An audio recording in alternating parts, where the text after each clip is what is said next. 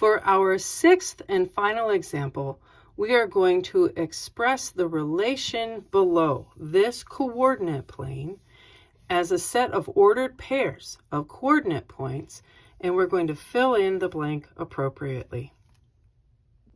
So this is a full-size coordinate plane. It shows all 4 quadrants. So let's look at this. Our x-axis is horizontal here through the center of the coordinate plane, but it's still labeled, and that's very helpful. And our y-axis vertically through the center of our coordinate plane is also still labeled, so that's very helpful. And we can see, just looking at our number values, if you start here at the center, at the origin, and then move to the right, all of these numbers are positive. And if you go back to the center and move to the left, all of those numbers are negative. So we're learning that our coordinate planes have a positive side and a negative side. Well, the y-axis has the same relationship.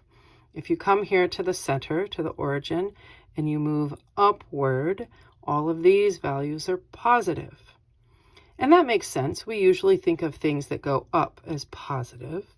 And conversely, if you come back here to the center, to the origin, and go down, all of these numbers are negative. And again, that makes sense. We usually think of things that go down as negative. And because we read English going from left to right, we think of things going to the right as positive and things going to the left as negative. So, what does that do for us? It means that every coordinate point in this first quadrant will always have a positive x value and a positive y value. And then in our second quadrant, because we went to the left, every x value will be negative, but because we still go up from the center, from the origin, every y value will be positive. In our third quadrant, here we can even label these. This is quadrant 1. This is quadrant 2. Here we are in quadrant 3. And here we go to the left, so our x values are negative, but we also go down here in quadrant 3. So my y values are also negative. And finally, here in quadrant 4, we went to the right of the origin, so my x values are positive, but we also went below the origin, so my y values are negative. All right, so that's a small tour of how coordinate planes are mapped out. Now let's see where our points are plotted. Okay, so here in quadrant 1 is a coordinate point, and we need its x and y values. So we say, okay, I came over from the origin, from the center, 3 units, and I went up 1, 2, 3 units. And both of these 3's are positive. And that coordinate point is listed right there. Okay.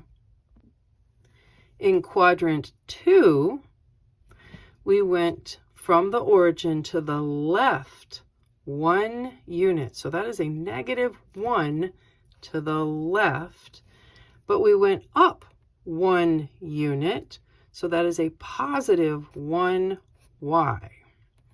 So this is the coordinate point here in quadrant 2. And that is located right there. In quadrant 4, I have 2 coordinate points. So let's look at them.